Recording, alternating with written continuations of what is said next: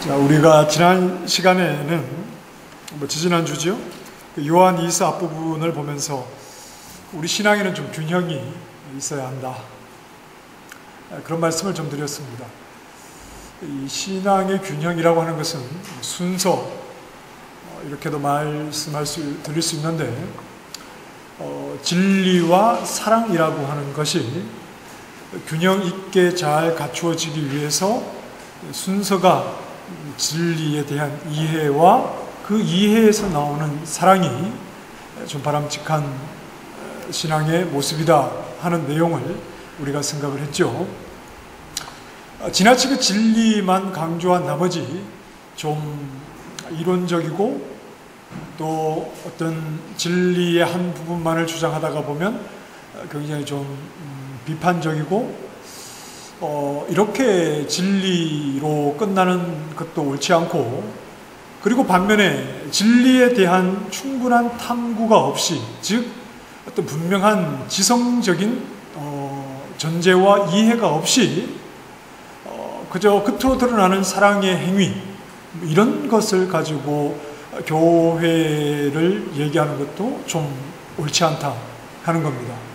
진리라고 하는 것은 좀 지성적인 영역이긴 하지만, 그러나 사도들이 전했던 진리가 결국은 사랑으로 열매를 맺는 것이기 때문에 진리에 대한 바른 이해는 결국 사랑이라는 모습으로 나타나게 되어 있는데, 이런 진리에 대한 이해와 보이지 않는 부분에 대한 것들을 소홀히 하고 겉으로 드러나게 되는 사랑의 행위만을 강조해버리면 이건 조금 위험해집니다. 어떻게 위험해지느냐 하면 세상의 모임과 비슷해질 수 있는 거죠.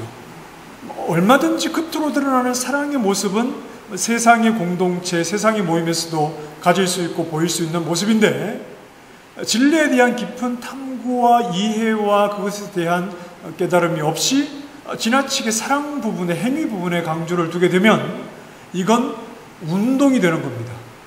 우리 한번 해봅시다. 한번 잘 살아봅시다. 한번 교회다운 교회를 한번 만들어 가봅시다.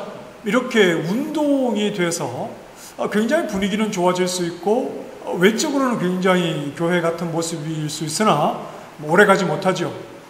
교회를 단단하게 붙들어주는 것은 보이지 않는 진리에 대한 분명한 뿌리를 내놓는 것이 교회를 교회되게 하는 것이지, 겉으로 잠시 옷을 갈아입는 것으로 진정한 교회의 모습을 드러낼 수는 없다. 그래서 균형 잡힌 신앙이라고 하는 것은 진리에 대한 이해와 그 이해가 만들어내는 사랑, 이 순서와 이 균형을 잘 가지는 것이 필요하다. 물론 신앙생활을 하면서 우리가 항상 기계적으로 진리에 대한 이해가 충만해져야만 사랑의 모습이 나온다고 볼 수는 없겠죠. 그러나 진리에 대한 이해가 좀 부족해도 어떤 외형적으로는 사랑의 모습을 가질 수 있겠으나, 그러나 점점 내가 하는 사랑의 행위가 분명한 근거가 있어야 되는 것이죠. 근거가 없으면 뭐가 된다고 그랬죠? 자꾸 최면을 거는 거라고 그랬죠? 최면을 걸게 되는데, 내가 하는 사랑의 행위가 성경에 분명한 그 근거를 발견하게 될 때 우리는 좀 더 자신 있고 그리고 당당하게 사랑의 행위를 통해서 믿음의 삶을 살아갈 수 있게 된다 하는 것이었습니다. 물론 이것을 이제 좀 논리적으로 따져보자니까 그런 것이고, 구원의 순서가 사실은 우리가 이렇게 몇 가지로 조직신학에서 얘기하지만 그게 한순간 일어나기도 하는 것처럼 이런 진리와 사랑의 문제가 그렇게 어떤 시간적인 간격이 없이 진행되는 것으로 볼 수도 있겠습니다. 외형은 비슷하게 보일 수 있습니다.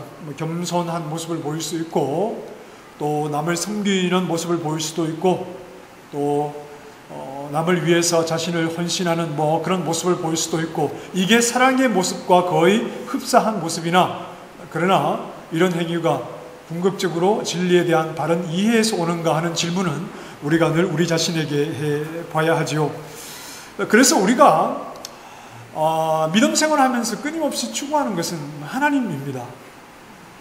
믿음 생활을 하는 우리 자신이 아니라 끊임없이 우리는 하나님을 추구하는 것이기 때문에 하나님에 대한 깨달음이 우리의 행위를 통해서 하나님을 반영하는 모습으로 나타나는 것이죠.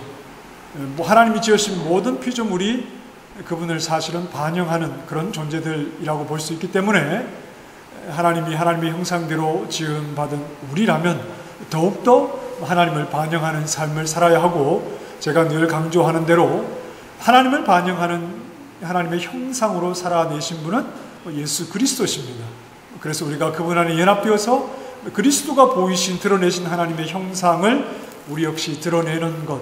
그래서 우리 그리스도인의 삶은 다른 것에 있는 것이 아니라 하나님을 드러내고 하나님을, 세상이 알지 못하는 그 하나님을 반영하는 삶으로서 우리가 살아가게 되는 것이죠. 그렇다면 진리신 그분을 알고 그분을 반영하는 삶이란 사실 모든 행위가 사랑이라고 볼 수 있죠.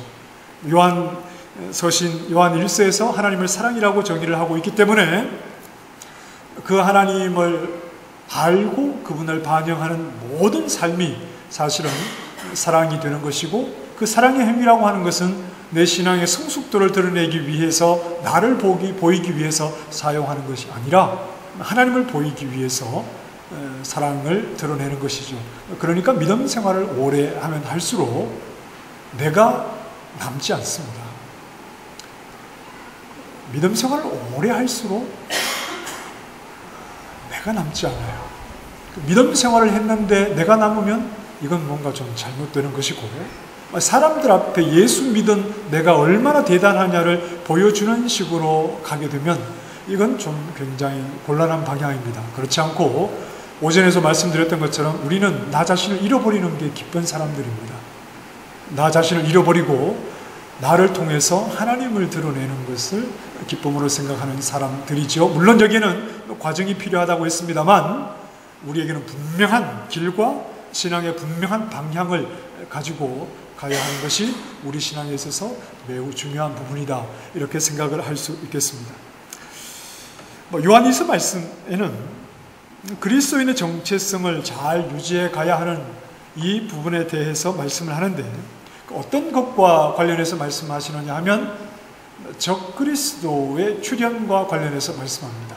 적그리스도라는 말은 그리스도를 대적하는 자라는 말인데, 이건 어떤 악령이나 사탄을 가리키는 말이 아니라 사람을 가리키는 말입니다.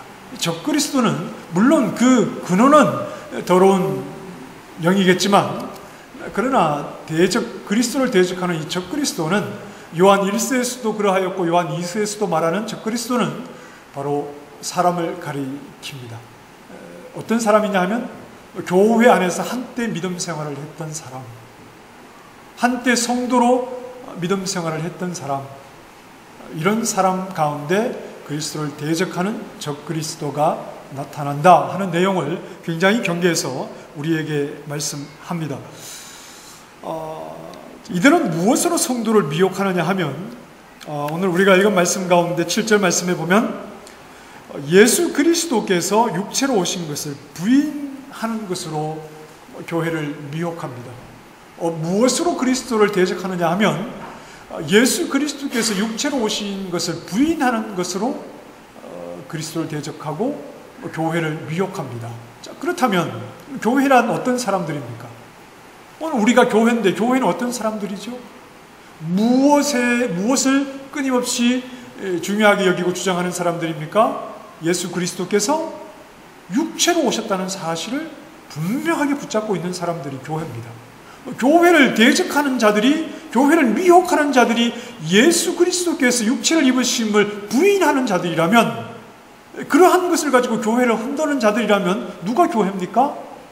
교회는 예수 그리스도께서 육체로 오심을 인정하는 자들, 이 부분에 대해서 흔들리지 않는 자들이 성경이 말하는 교회의 본질적인 모습이다 하는 것을 알 수 있습니다.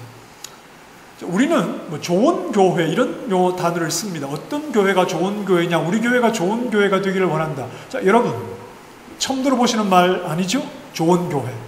자, 어떤 교회가 좋은 교회이죠? 우리가 좋은 교회, 저 교회는 참 좋아, 우리 교회는 참 좋은 교회가 되어야 돼, 이렇게 표현한다면 어떤 교회가 좋은 교회라고 여러분이 생각하십니까? 사람들이, 성도들이 친절하고, 그렇죠? 예, 우리 교회 오시는 분들이 간간히 그런 이야기를 해요. 아유, 어떻게 그렇게 인사들을 잘하십니까? 그래요. 네, 우리 아이들도 인사 되게 잘하잖아요. 막 하루에 10번씩 인사하거든요. 볼 때마다 인사하거든요. 이리 갔다가 안녕하세요 그런데 아니 또 돌아왔으면 또 인사하고, 볼 때마다 얼마나 인사를 잘하는지. 이렇게 인사를 잘하는 교회는 처음 본다고 또 깜짝 놀라는 분들이 있습니다. 자, 인사를 잘하는 교회는 좋은 교회이긴 한데 상대적으로 좋은 교회겠죠. 인사를 안 하는 교회보다는 좋은 교회겠죠. 여러 가지 다양한 프로그램을 가진 교회는 좋은 교회입니다. 상대적으로 좋은 교회겠죠. 프로그램이 적다는 것보다 별로 질이 낮은 프로그램을 가지고 있는, 질이 낮은 프로그램이라는 것은 성경에 충실하지 못하다는 것이겠죠. 그런 교회보다는 좋은 교회라고 말할 수 있겠죠. 여러분, 어떤 교회가 좋은 교회이던가요? 좋은 시설을 갖춰놓고 오늘같이 더운 날 에어컨도 없이 주님의 고난에 동참하자고 그냥 붙이나 붙이고 있으면 예배 집중도 안 되고 참 힘들지 않겠습니까? 그래서 에어컨 시설에 그냥 편안하게 예배 드릴 수 있는 공간과 이렇게 있으면 또 좋은 교회라고 말할 수 있겠지만, 그런 시설을 가지고 좋다고 말하는 것은 이건 역시 상대적으로 좋은 것이겠죠. 어떤 교회가 좋은 교회입니까? 절대적으로 좋은 교회는 어떤 교회인가요? 비교해서 좋고 나쁘고를 말할 수 없는 절대적으로 좋은 교회는 여러분 어떤 교회라고 생각하십니까? 그것은 겉으로 드러나는 모습으로는 잘 파악이 되지 않을 수 있습니다. 바울은 올바른 교회다움을 외형적인 것으로 말하지 않습니다. 활짝 웃으라, 사람들이 올 때 항상 이를 보여라, 그런 식으로. 그런데 그런 것도 사실은 좀 필요하거든요. 필요하지만 바울이 말하는 절대적으로 좋은 교회는 그런 겉모습을 가지고 말하지는 않습니다. 그런 것으로 말하지 않고 예수 그리스도께서 육체로 오신 것을 인정하느냐, 이 한 문장이 교회냐 아니냐를 결정하는 것이라고 합니다. 예수 그리스도께서 육체로 오신 것을 인정합니까? 이 한 문장이 교회냐 아니냐를 결정하는 겁니다. 어쩌면 이런 내용은 예수 그리스도께서 육체로 오셨다는 의미가 무엇이냐를 가지고 처음부터 끝까지 파고드는 교회는 잘 없습니다. 제가 예전에 말씀드렸던 것처럼 어떤 목사님이 욥기를 부임하면서부터 은퇴하실 때까지 욥기를 강의하시는 바람에 500명 성도가 5명이 남았다 그랬는데, 그 5명 남은 성도들도 참 대단하고 목사님도 참 대단하시죠. 예, 성도들이 듣기 좋은 메시지를 전하지 않았다는 것이겠죠. 물론 목사님이 다 잘했느냐 그건 잘 모르겠습니다만, 어쨌든 성도들의 귀를 즐겁게 해주는 설교를 하지 않았다, 이런 생각을 해볼 수 있는데, 어쩌면 많은 교회는 예수님이 육체로 오신 내용에 대해서 자주 또는 깊이 있게 반복해서 잘 다루지는 않는 것 같습니다. 왜 그럴까요? 왜냐하면 현실과는, 성도들의 현실의 삶과는 크게 관계가 없다고 생각하기 때문인 것 같습니다. 예수님이 육체로 오셨습니다. 이것하고 오늘 내가 당장 내일부터 나가서 사회생활 하는 것하고 어떻게 보면 큰 별 관계가 없으니까 이런 부분에 대해서 교회가 좀 소홀할 수 있습니다. 교회의 그 현실적인 주제가 아니라고 생각하기 때문에, 그래서 교회에서 넘쳐나는 메시지들은 돈과 관련된 물질에 어떻게 하면 복을 받아서 좀 물질을 많이 누릴 수 있을까, 또는 어떻게 하면 건강의 복을 받을까, 또는 어떻게 하면 사람들과의 관계를 잘하며 살아갈까, 또는 우리 자녀들을 어떻게 잘 키울까, 이런 부분에 대한 이런 주제를 가지고 성경 여기저기에서 뭔가 관련된 성경 구절을 하나 가지고 그렇게 사람들이 관심 가지고 있는 내용, 물론 컨텍스트가 없이 텍스트가 존재할 수는 없겠죠. 하나님의 말씀이라고 하는 것은 컨텍스트라는 배경 속에서 굉장히 현실적으로 선포되는 말씀이어야 하는 데는 이의가 없습니다. 그러나 컨텍스트가 텍스트를 결정하는 것은 아닙니다. 컨텍스트가 어떤 것이고 그 컨텍스트에서 성도들이 현실적으로 무엇을 듣기 원하느냐의 말을 그들의 귀에 들려주기 위해서 성경 이것저것을 뒤져서 거기에 적합한 말씀을 붙여서 그렇게 메시지를 전하는 것은 바람직하지는 않겠죠.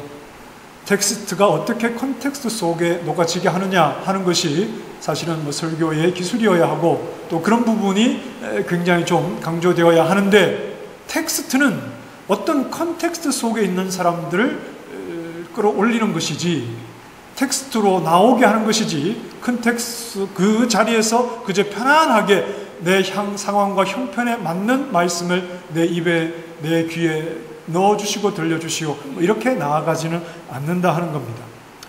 자, 물론 사도 요한은 당시 교회의 근간을 흔드는 이단들의 출현이 예수 그리스도의 신성 또는 인성 둘 가운데 하나를 강조하거나 하나를 부인하는 문제가 현실적인 문제였고 교회를 어렵게 하는 문제였기 때문에 오늘 요한 2서 말씀에서 이런 내용, 예수 그리스도 육체로 오신 것을 강조한다고 볼 수도 있겠습니다.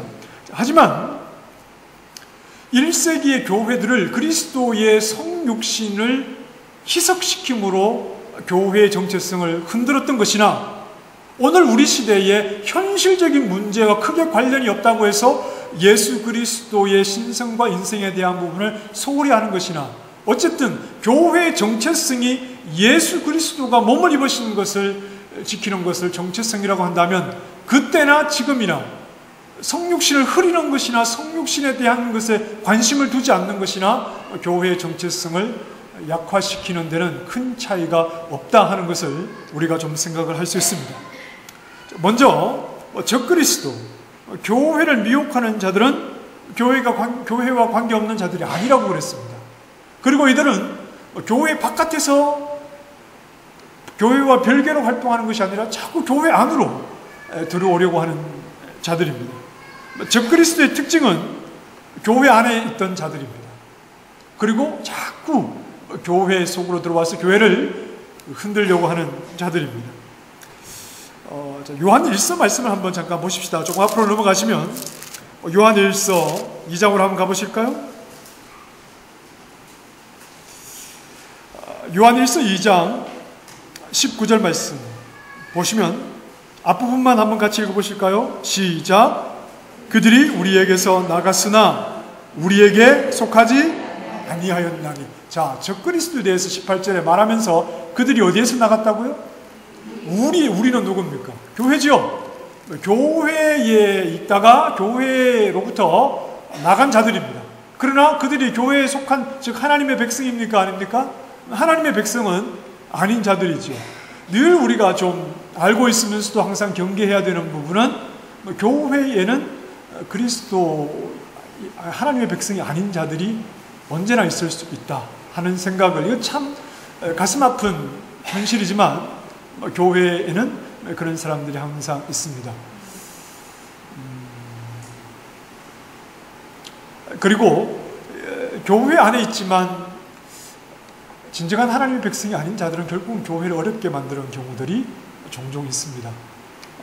요한 서신에서 말씀하는 것처럼 이런 적그리스도들도 있지만, 교회를 나간 자들도 있지만, 교회에서 교회 안에 머물면서 교회를 좀 어렵게 하는 이런 경우들도 있는데, 늘 목사인 저 자신을 포함해서 우리 자신을 잘 좀 살펴볼 필요가 있습니다. 늘 우리 자신을 좀 점검할 필요가 있죠. 함께 있다가 떠나간 자들의 특징이 있습니다.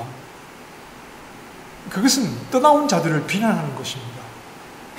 함께 있다가 그곳을 떠났다는 것은 그 함께 있던 자들을 떠나온 자기 자신이 정당하다는 것을 말해야 합니다. 내가 옳았다는 것을 말해야 됩니다. 그러니 남은 자들은 틀렸다는 말을 해야 합니다. 적그리스도들도 마찬가지죠. 복음 안에서 잘 자라는 것 같다가 결국 그들은 하나님께 속한 자들이 아니었습니다. 그래서 교회를 떠나게 되는데, 교회를 떠나게 되면서 너희가 옳은데 내가 틀려서 교회를 떠난다, 이렇게 말하는 사람은 아마 없을 겁니다. 항상 내가 옳은데 너희가 틀려서 나는 떠난다 라고 말을 하면서, 그러나 적그리스도들은 또 더러운 영에 의해서 움직이는 자들이기 때문에 그리스도의 영이 있는 이 교회에 찾아와서 그 교회를 비난하고, 교회의 단점을 말하고, 교회의 잘못된 것을 말하고, 교회를 미혹하고 흔드는 일을 이런 적그리스도가 하게 되는 겁니다. 진리에 관한 한 교회를 떠난 자들이 한때 믿음 생활을 했던 교회에 다시 찾아와서 자신들의 주장을 옳다고 말하게 되는 겁니다. 이게 사도 요한의 서신을 받는 교회들에게 있었던 그런 현실적인 문제였습니다. 그러나 사도 요한은 이런 미혹에 대해서 매우 단호한 입장을 취하라고 하지요. 자, 10절 말씀입니다. 같이 한번 읽어보실까요? 요한일서 1장 10절에 시작. 누구든지 이 교훈을 가지지 않고 너희에게 나아가거든 그를 집에 들이지도 말고 인사도 하지 말라. 자, 그를 집에 들이지도 말고 그랬는데 여기서 집이라고 하는 것은 물론 개인의 가정집일 수도 있겠습니다. 퍼스의 여호와의 증인들이 있죠. 어떻게 이사를 하면 한국 사람이 이사를 한 줄 알고 꼭 찾아오죠. 몇 사람이 찾아오죠? 두 사람. 두 사람이 와서 얼쩡거린다면 여호와의 증인이라고 보시면 되고, 나이가 많은 사람, 좀 적은 사람, 이건 딱 여호와의 증인입니다. 네. 이렇게 찾아와서 저도 이사만 하면 사람이 찾아와가지고 또 한 1년에 한 번씩 찾아와가지고 최근에도 한 달 전에 좀 찾아왔는데 이제 얼굴을 알 것 같아요. 제가 한 몇 번 보니까 제가 그 사람 구역인가 봐요. 그래서 똑같은 이 좀 남자분인데 한 60 전후 된 분인데 어디 쇼핑센터에서 한번 보고 낯 있다 그러고 이제 제가 딱 얼굴을 보면 알겠어요. 와가지고 문 앞에서 벨을 누르고 토요일에 제가 설교 준비하고 있는데 와가지고 딱 보니까 여호와의 증인이라서 문을 열고 여호와의 증인이십니까? 그분들이 말도 꺼내기 전에 여호와의 증인이십니까? 그랬대요. 돌아가십시오. 그랬는데 이렇게 집으로 찾아오는 자들이 수도 있겠죠. 그런데 또한 본문에서 집이라고 하는 것은 교회당을 말할 수도 있습니다. 당시에 교회당은 이런 교회당 건물이 따로 있었던 것이 아니라 집에서 모여서 예배를 드렸기 때문에 그렇죠. 그들은 교회를 미혹하는 자들이니 그 집에 절대 들여서는 안 된다는 겁니다. 이미 미혹된 자들, 그들과 대화는 진전이 없어요. 서로 관계가 좁혀집니까? 평행선만 그리죠. 그러면서 흥분하고 막 버벅거리고 막 이렇게 비난하게 되고 그럴 필요가 없습니다. 그럴 필요가 없지요. 그러나 또한 또 하나님께서 특별히 어떤 이단을 전도하는 은혜와 사명을 주셨으면 또 뭐 그러실 수도 있겠지만 괜히 그 사람들하고 시비 붙어봐야 서로 대화가 되지 않죠. 자, 그러나 여기서 말하는 집은 좀 교회 공동체일 수 있고 교회를 미혹하기 위해서 찾아오는 자들입니다. 다른 목적으로 찾아오는 것이 아니라 교회를 흔들기 위해서 찾아오는 자들이니 그들을 교회 안에 드릴 필요가 없는 거지요. 인사도 하지 말라고 그랬습니다. 그들이 교회에서 나간 자들인데 다시 교회에 찾아오는 이유가 뭐죠? 교회를 비난하고 너희가 틀렸다는 것을 말하기 위해서 찾아오는 자들이죠. 예수 그리스도께서 육체로 오심을 부인하는 자들과는 분명하게 선을 그으므로 교회는 절대 이 부분에 대해서는 타협을 하지 않겠다는 겁니다. 절대 예수 그리스도가 육체로 오셨다는 이 사실을 인정하는 이 부분에 있어서는 누구와도 어떤 타협도 하지 않겠다 하는 겁니다. 그래야 교회로서의 생명력을 잃지 않습니다. 교회의 생명력은 겉모습에 있지 않습니다. 교회를, 예배당을, 저희가 자꾸 예배당을 짓는데 제가 예배당에 대해서 좋은 이야기를 자꾸 안 하지, 혹시 여러분이 예배당 자체를 우상시할까봐 그래요. 그러실 분은 거의 없는데, 예배당은 성전이 아니잖아요. 그런 것도 아닌데, 예배당 자체가 막 우상시 될까봐, 예배당 자체가 교회의 부흥, 막 하나님의 부흥의 결과인 것처럼 그렇게 생각하실까봐 제가 이 교회당에 대해서 자꾸 좋은 얘기를 별로 안 합니다. 그런데 꼭 필요해서 우리가 예배당을 이제 그렇게 짓게 되는 것인데, 교회의 생명력은 그런 데 있지 않아요. 한국의 굉장히 좀 마음 아픈 현실이지만 멋지게 예배당을 지어놓고 빚을 못 갚아서 매각하지 않습니까? 그럼 그 예배당을 누가 사죠? 어떤 이단이 사느냐 하면 신천지가. 차라리 짓지 않는 것보다 못한 게, 물론 그렇게 하려고 한 건 아니지만 무리하게 이게 예배당을 크게 짓는 것이 주의 성전이라고 말하고, 이게 크게 짓는 것이 하나님의 복이고 크게 지으면 하나님이 다 채워주실 거라고 이렇게 근거 없는 이야기들을 하고, 성도들도 그렇게 생각을 해서 막 예배당을 지었는데 막상 갚을 수가 없는 겁니다. 너무 크게 나아가서. 그러니까 그 예배당을 팔지요. 성도들도 상처받고, 이게 얼마나 힘든 상황입니까? 교회의 생명력은 겉모습에 있지 않습니다. 성도들이 많다고 그게 그 교회의 생명력이 있다고 생각하십니까? 아니요, 그렇지 않아요. 성도들이 적다고? 아니요, 그것도 아닙니다. 그런 부분에 겉모습에 교회의 생명력이 있는 것이 아닙니다. 교회의 생명력은 보이지 않는 것에 있죠. 예수 그리스도, 그분이 육체로 오신 것을 인정하고 그 의미를 바르게 알고 그 안에 거할 때 교회는 생명력을 가지는 것이지, 어떤 프로그램이라든지 외적인 것들, 그런 것들이 교회의 생명력을 주지도 않고 유지해 갈 수도 없는 겁니다. 큰 예배당, 많은 프로그램 다 좋은데 그 안에서 무엇이 선포되느냐 하는 것이 교회의 생명력을 주장하는 것이죠. 예수 그리스도께서 육체로 오심을 분명히 인정하고 강조하는 것이 교회를 교회되게 하는 것이죠. 왜냐하면 그것이 예수 그리스도께서 이루신 사역의 핵심입니다. 예수님이 왜 이 땅에 오셨죠? 우리가 예수님을 믿는 이유가 뭡니까? 예수 그리스도께서 육체를 입고 오셨다는 것이 그분이 이루신 사역의 핵심적인 내용입니다. 그러니 우리가 그 부분을 분명하게 강조를 하면서 예수 그리스도를 믿게 되는 것이죠. 그리고 또한 사도들이 우리에게, 교회들에게 전하여 준 내용이기도 합니다. 요한일서 1장 맨 앞부분에 사도 요한이 어떤 말을 하죠? 우리가 전하는 생명의 말씀은 눈으로 본 바고 손으로 만진 바, 직접적으로 우리가 경험했다는 겁니다. 이건 그냥 어떤 이론이나 또 막연한 그런 개념이 아니라 우리가 직접 생명의 말씀으로 오신 그분을 직접 손으로 보고, 손으로 만지고, 눈으로 보고, 귀로 들으면서 그분을 경험한 분명한 사실이라는 것을 전해 주었죠. 그리고 오늘 본문 8절 말씀에도 이렇게 말씀합니다. 8절 말씀에도 너희는 스스로 삼가 무엇을 잃지 말고 우리가 일한 것을 잃지 말고 오직 온전한 상을 받으라. 우리가 일한 것이 뭡니까? 사도들이 일한 것이 뭐죠? 그들이 듣고 보고 만진 예수 그리스도, 그분을 교회에 전해준 겁니다. 그러니 그리스도의 사도들로부터 들은 복음의 내용이 아닌 것은, 그런 것에 미혹되거나 흔들리지 말고 사도들이 전하여 준 그 복음의 내용만을 충실하게 붙잡고 그것에서 흔들리지 말아야 하는데, 그게 뭐냐 하면 바로 예수 그리스도께서 육체를 입고 이 땅에 오신 내용이다 하는 겁니다. 자, 7절 말씀에 다시 한번 보시면 예수 그리스도께서 이렇게 얘기했죠. 이 말은 굉장히 좀 중요한 말입니다. 예수라는 말은 인성을 말하는 것이죠. 예수는 몸을 입은 사람을 가리키는 말입니다. 그리스도는 메시아죠? 그리스도는 신성을 말합니다. 강조하는 겁니다. 예수 그리스도라는 말 속에는 이미 무엇이 들어있습니까?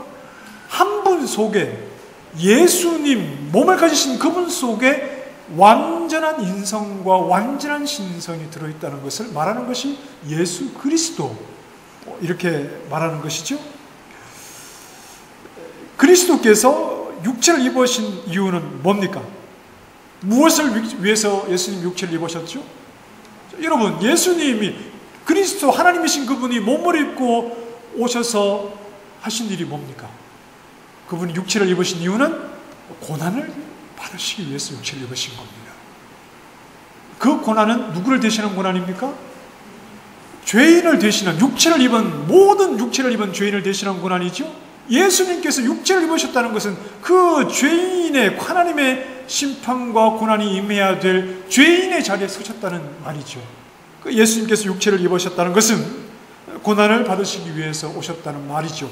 그래서 예수님이 뭐라고 말씀하시죠? 인자가 온 것은 자기 목숨을 많은 사람들을 위한 대속물로 주기 위해서. 예수님이 육체를 입으신, 예수 그리스도가 육체를 입으신 것은 고난을 받으시기 위해서 오셨습니다.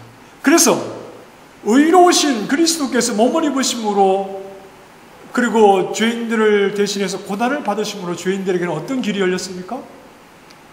죄로부터 용서함을 받는, 죄 사함을 받는 길이 열렸죠. 예수님께서 육체를 입고 오셔서 그분이 고난을 받으심으로 우리가 죄인이 죄의 사함을 받을 수 있는 길이 열렸습니다. 죄의 사함을 받았기 때문에 우리는 누구와 화목하게 되었습니까? 하나님과 화목하게 되었지요. 원래 우리는 하나님과 원수였지요. 모든 자들이 원수였지요. 그러나 예수 그리스도께서 육체를 입으심으로, 육체를 입으셔서 고난을 받으심으로, 그분의 고난 받으심을 통해서 죄인이었던 우리가 하나님과 화목된 길이 열린 겁니다. 그래서 우리는 그분을 즐거이 예배하지요. 우리는 그분의 뜻 안에서 살기를 기도하지요.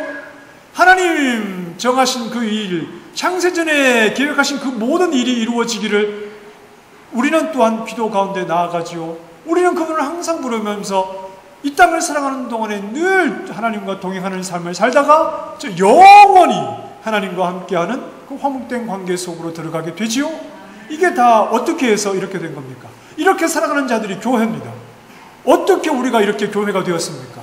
한 가지뿐이죠. 예수 그리스도께서 육체를 입으신 것을 인정하기 때문에 우리는 이 모든 것을 누리게 된 것인데, 이게 교회를 교회되게 하는 것인데, 그저 겉모습으로 사람들이 듣기 좋아하는 말들, 아니면 시대의 흐름을 따라서 자꾸 그렇게 흘러가면 사람들은 많이 모일 수 있습니다. 그러나 과연 진정한 생명력이 있는 교회이냐 하는 질문과는 별개의 문제일 수 있다 하는 겁니다. 저는 직접 제가 목회를 해보니까 참 쉽지 않아요. 뭐가 쉽지 않으냐 하면 시대의 흐름과 싸우는 것이 쉽지 않아요. 저는 그렇게 막 보수적이거나 막 이렇게 제가 막 고집을 피우지는 않습니다. 예배 시간에는 막 어떻게 해야 되고 절대 이런 건 하지 말아야 되고 막 이런 것을 제가 그렇게 따지지는 않습니다. 물론 제가 보수적인 교단에서 또 교육을 받았기 때문에 좀 보수적인 부분이 있습니다만, 어떤 싸움이 좀 힘든 싸움이냐 하면 시대의 흐름에 좀 동화되지 않는 것이 굉장히 힘든 싸움입니다. 계절이 바뀌면 옷을 갈아입어야 되죠. 옷을 갈아입어야 되는데 옷을 갈아입는 것은 괜찮습니다. 왜냐하면 본질은 변하지 않았잖아요. 그런데 이 본질 자체를 놓쳐버리니까 어떤 방법을 본질이라고 생각을 해서 자꾸 그것만을 좀 이렇게 따라가는 이런 경우들이 주변에는 사실 굉장히 많습니다. 그러니까 남들이 다 그렇다고 하면 나는 아니라고 말하는 것이 굉장히 힘들어질 수밖에 없는데, 한국에 있는 교회들 가운데 그런 교회들은 크지가 않아요. 크지가 않은데, 제가 이제 오해하지 마십시오. 제가 큰 교회를 비난하는 것은 절대 아닙니다. 큰 교회 중에도 바람직한 교회들은 얼마든지 많이 있다고 생각을 합니다. 당연히 그래야 되고요. 그런데 어떤 그 본질을 붙잡기 위해서 시대의 흐름에 따르지 않고 젊은이들의 취향에 쉽게 따라가지 않고 끝까지 본질을 지키는 그런 목사님들이 있습니다. 그런 분들을 보면 얼마나 목회 평생 힘든 싸움을 싸워왔을까, 그런 생각을 하게 되면서 저 또한 좀 그런 부분에 대해서 늘 갈등을 하게 되지요. 어떤 프로그램들 제가 직접 이름을 밝히면 또 그렇게 하시는 분들은 좀 기분 나빠하실 수 있으니까 직접 이름을 밝힐 수는 없으나 굉장히 유행하는 프로그램이 있습니다. 프로그램이 있는데 불신자들이나 새신자들을 아주 잘 교회에 정착시키기 위한 프로그램으로 많은 교회 사는데 굉장히 또 어떤 신학적인 문제가 있습니다. 어떤 신학적인 문제냐 하면 성령의 운동을 너무 강조하다 보니까 그 성령의 운동이 예수 그리스도의 사역과는 무관하게 강조되는 겁니다. 자, 여러분, 그 성령이 행하시면 이상한 일들이 기적이 막 일어난다고 그렇게 해서 불신자들에게 하나님은 계시다 이렇게 좀 보여주는 것 같은데, 성령은 마음대로 우리가 성령의 활동을 그렇게 생각을 해서는 안 됩니다. 섭리하시는 일은 굉장히 제한적입니다.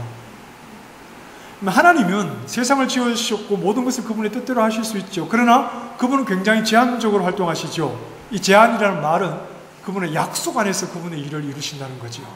약속을 이랬다 저랬다 바꾸시는 분이 아니죠. 그런 면에서 이제 그 제한적이라는 제가 표현을 썼는데, 하나님 스스로가 제한되시는 분은 아니죠. 그런데 성령을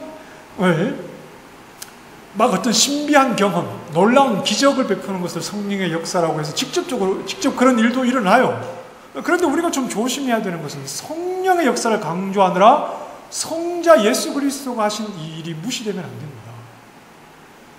성령은 성자의 사역과 무관하게 활동합니까? 절대 그렇지 않습니다. 절대 그렇지 않아요. 성령의 사역은 항상 성자 예수 그리스도의 사역을 근거로 활동하시기 때문에 성령의 사역을 지나치게 강조한 나머지 성자께서 이루신 사역이 곡해되거나 또는 무시되거나 또는 없이도 막 성령의 역사, 기적 이런 것들만을 강조하면 이건 굉장히 위험한 겁니다. 굉장히 위험한 거죠.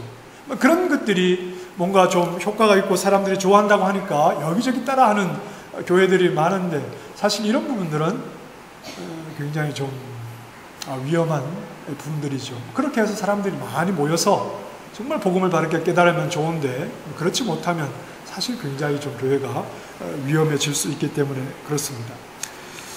우리는 교회로서 예수 그리스도께서 육체로 오신 것을 시인하는 자들입니다. 어떤 경우에도 예수 그리스도께서 육체로 오신 이 사실, 그분이 육체를 입고 고난받으심으로 우리가 죄의 사함을 받아 하나님과 화목하게 된 이 모든 일의 근거가 되신 예수 그리스도의 육체로 오신 사실을 분명하게 인정하고 우리 신앙에 있어서 가장 중요한 내용으로 이 사실을 받아들이는 사람들입니다. 1세기 교회들은 돈이 중요하지 않았을까요? 1세기 교회들은 사도 요한의 서신을 받는 1세기 교회들은 우리만큼 건강이 중요하지 않았을까요? 그들은 예수 믿고 병에 걸려도 할렐루야 그러고 그냥 묻고만 있었을까요? 1세기 성도들은 자녀 교육에 대해서 고민하지 않았을까요? 그들도 오늘 우리 시대와 환경이 좀 바뀌었을 뿐이지 비슷한 고민을 하며 살았을 것입니다. 그들이 현실적인 문제, 우리와 크게 다를 바가 없었을 것이라고 생각을 합니다. 그러나 하나님과의 관계가 회복되었다는 게 뭡니까? 예수 그리스도께서 육체를 입고 오심으로 우리는 하나님과의 관계가 회복되었는데 내가 하나님과의 관계가 회복되었다는 게 뭡니까? 그건 하나님께서 우리 아버지가 되셔서 우리의 영도 우리의 육도 그분의 보호하심과 책임과 인도하심 안에 있다는 겁니다. 그러니 하나님과 회복된 관계 속에 있는 우리가 특별히 죄를 지어서 하나님을 대적하는 자리로 가는 것이 아니라면 우리 눈에 우리는 실패해도 실패는 아닌 겁니다. 왜냐하면 우리를 책임지는 분은 그분이시잖아요. 이스라엘 백성들이 하나님의 인도하심을 구원함을 받아 인도하심을 따라 광야 길을 가면서 하나님 뜻 안에서 온전히 순종함으로 그들이 죽었다고 칩시다. 온전히 순종했는데 그들이 마실 물이 없어서 죽었다고 칩시다. 이게 실패입니까? 아닙니다. 그런 것을 실패라고 말해서는 안 됩니다. 왜냐하면 하나님이 이루시는 일에는 실패가 없으니까요. 그리고 실제로 그렇게 했다면 이스라엘 백성들은 광야에서 죽지 않았을 겁니다. 하나님 그분의 책임 안에 그분과 관계가 회복되어서 그분의 책임 안에 있다면 혹 우리가 경제적으로 좀 염려가 되고 우리의 건강에 좀 문제가 있고 뭔가 내 원하는 대로 환경이 열리지 않아도 지나치게 낙심하는 것은 옳지 않습니다. 하나님은 우리를 인도하고 계시는데 그분과의 관계가 회복되었는데 지나치게 낙심하고 근심하는 것은 옳지 않습니다.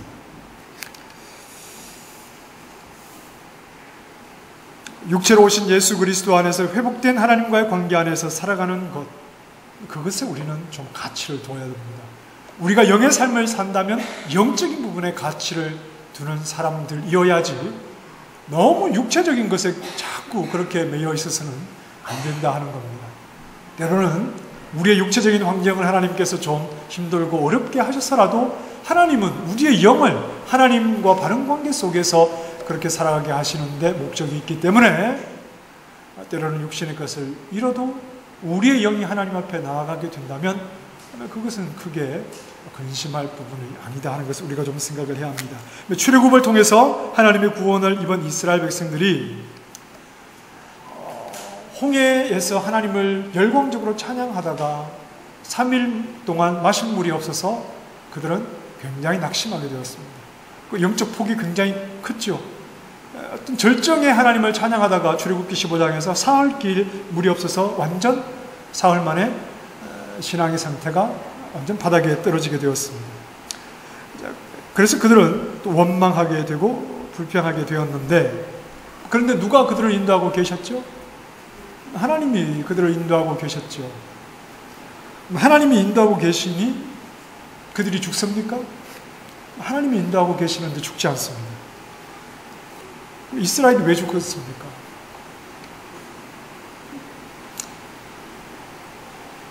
단순하게 믿음을 가지고 하나님만 따라가서 죽었습니까? 이스라엘이 왜 죽었습니까? 마실 물이 없어서 죽었습니까? 먹을 음식이 없어서 죽었습니까? 발이 다 부르트고 오랜 길을 걸어서 옷이 헤어지고 그래서 죽었습니까? 그들의 육체적인 문제, 현실적인 문제 때문에 하나님의 인도하심 속에서 죽었습니까? 아닙니다. 왜 죽었습니까? 구원의 기쁨을 놓쳤습니다. 하나님이 그들을 구원해 주시고 하나님께서 인도해 주시는데, 그들 눈앞에 보이는 현실적인 문제 때문에 구원의 기쁨, 하나님과 함께하는 그 영의 기쁨을 더 이상 기뻐하지 못하고 하나님을 원망하고 하나님을 불평하고, 현실의 어려움 때문에 영이 죽자 그들은 죽은 것이지, 영적인 삶을 부지런히 사느라 육신의 환경을 돌아보지 않아서 죽었습니까? 그렇지 않습니다. 오늘 우리에게도 동일합니다. 무엇을 먹을까, 무엇을 마실까, 무엇을 입을까, 우리는 끊임없이 이 문제를 영적인 부분보다 더 중요하게 생각할 때가 많습니다. 때로는 저도 그래요. 때로는 저 자신도 그럴 때가 있습니다. 뭘 먹지? 돈이 없는데 어떡하지?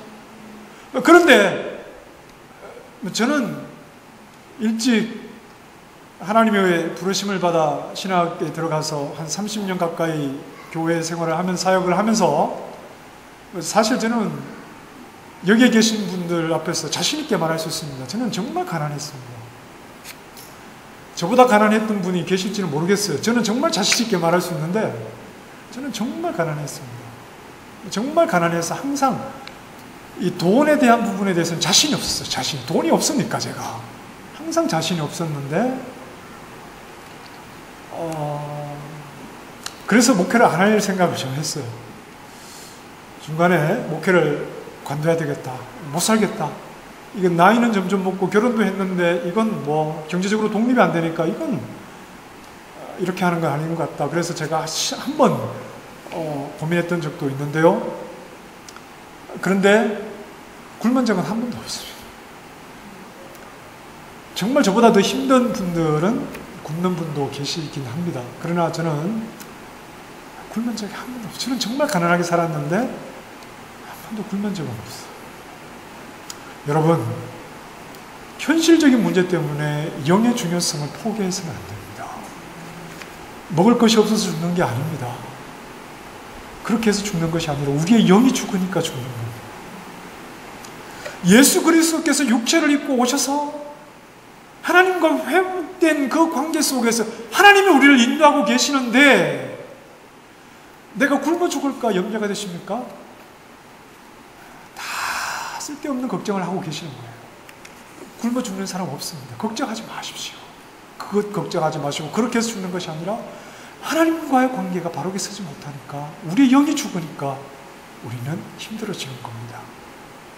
1세기 교회도 오늘 우리나 살아가는 삶의 환경은 비슷했고, 그러나 사도 요한이 교회를 교회되게 하는 것, 교회가 반드시 지켜야 하는 것은 겉으로 드러나는 그런 외형적인 것이 아니라 예수 그리스도께서 육체를 입고 오심으로 우리가 하나님과 어떤 회복된 관계 속에서 살아가는가, 그 구원의 즐거움을 놓치지 말고 영의 삶을 살아가는 것, 이것이 교회를 교회되게 하고 교회의 생명력을 주는 것이다. 이 사실을 놓치지 말라고 말씀하는 것처럼 오늘 우리에게도 동일한 말씀을 하는 겁니다. 자, 여러분, 우리는 영의 삶을 사는 사람들입니다. 영의 삶을 사는 사람들이라면 좀 담대해야 합니다. 육체적인 문제 때문에 죽지 않습니다. 물론 누구나 죽겠죠. 때가 되면 죽고 우리에게도 병이 찾아옵니다. 하나님이 부르시면 당연히 우리는 나아가야 하는데, 우리가 염려하는 그런 것들 때문에 지나치게 영적인 삶에 그림자가 생겨서는 안 된다 하는 사실을 여러분 반드시 기억하시고, 하나님 그분이 우리 아버지가 되셔서 우리의 영도 육도 다 책임지시는 분이니까 하루하루 최선을 다해 살되 육이 영을 이끌려고 하지 말고 영에 이끌려 육의 삶을 충실하게 살아가실 수 있기를 바랍니다. 그 믿음을 가지고 우리를 살리신 하나님 그분과의 관계 속에서 담대하게 구원의 은혜에 감사하며 하나님의 인도하심을 따라 순간순간 하나님을 경험하며 하나님과 동행하는 우리 모든 믿음의 식구들이 되시기를 주님의 이름으로 축원합니다.